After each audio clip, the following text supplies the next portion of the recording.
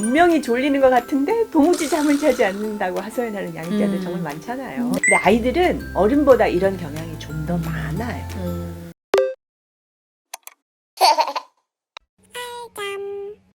안녕하세요, 알전 멤버 여러분. 오늘은 하품을 계속 하는데 잠을 잘 못 잔 건 아닐까요? 라는 주제로 나눠보려고 합니다. 이런 이야기도 많이 들으셨죠? 네.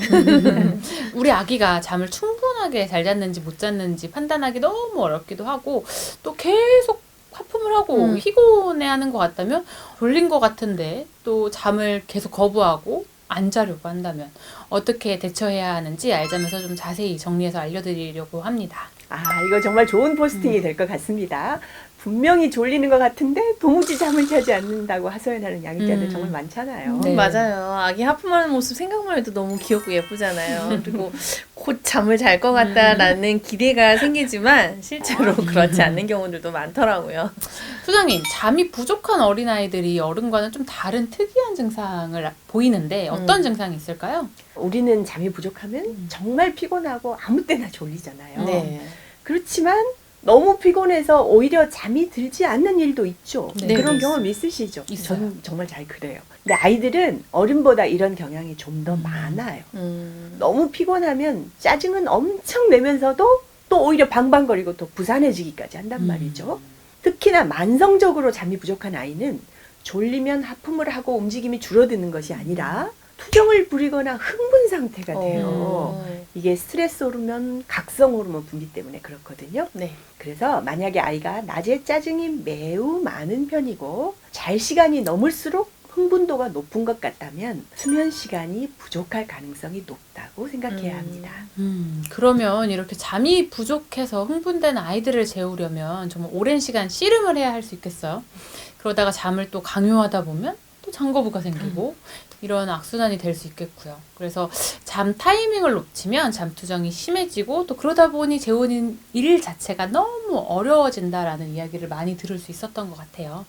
그럼 잠을 충분히 잘 잔 아이들은 어떨까요? 네. 나 동안에도 되게 차분하고 똘망똘망 아기가 잠을 잘 잤다는 신호들을 보내기도 해요. 그러니까 잠이 충분히 잘 잔 아이는 일어나면 어쨌든 컨디션이 회복이 됐기 때문에 잘 놀고 혼자서도 노는 시간들이 조금 늘어나는 편이거든요. 상담을 하다 보면 이제 수면 문제가 해결이 되면 많은 변화들이 생기는데 특히 예민하고 분리불안 정도가 심한 아이들도 사실은 수면의 양과 질이 충돌이 되면 피곤함이라든지 토정을 부리거나 칭얼댐들이 확실히 좋아진다고 어머님들이 말씀을 많이 하세요. 네, 그렇습니다. 타고난 기질 탓으로 지나치게 예민한 아이들이 있을 수 있지만 이런 기질을 타고났다 해도 잠을 잘 자면 훨씬 순해져요. 네. 그래서 아이들의 수면 교육의 창시자격이고 잠의 발견이라는 책의 저자인 마크 웨이스블러스 박사는 4개월이 넘으면 아이의 짜증과 지나친 예민함은 기질보다 수면 부족 탓이라고 말하고 있습니다. 만성적으로 잠이 부족하게 되면 예민도나 불안 정도도 훨씬 높아질 수 있다는 이야기네요. 소장님, 그럼 하품을 자주 한다고 꼭 잠이 부족했다고 볼 수는 없죠? 지루하거나 심심할 때도 하품을 할 수 있겠죠? 그럼요. 우리도 충분히 잘 자도 여러 가지 이유로 하품이 나잖아요. 신선한 공기가 부족할 때도 그렇고 네. 심심할 때도 그렇고 물론 피곤할 때도 그렇지만요. 그래서 품으로 잠 부족 여부를 판단하기보다 아이의 잠이 충분한지 아닌지 걱정이 된다면 기록을 해서 아이의 수면을 객관적으로 확인해 봐야죠. 아이의 총 수면 시간이 권장내로 잘 들어와 있고 낮잠약, 밤잠량이 충분했다면 문제가 없겠잖아요. 다만 아이가 하품을 자주 하면서 뭔가 낮에도 활동량이 떨어진다. 그러면 수면 시간뿐 아니라 자주 잠에서 깨서 수면이 깨지지 않았는지, 조각잠이 되지 않는지 그런 수면의 질도 체크해 볼 필요가 있겠습니다. 네.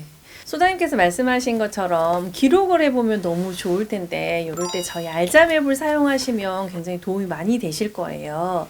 저희 알잠 앱에서는 권장 가이드도 제시를 하고 있고 좌측에 보시면 원령별로 아기들의 권장 시간표를 제공을 해드리고 있어요. 그래서 우리 아이가 언제 잠을 자고 먹는 시간이 언제인지를 비교해서 체크해 보시면 좀 더 아이의 수면 정도를 면밀하게 관찰할 수 있을 것 같아요.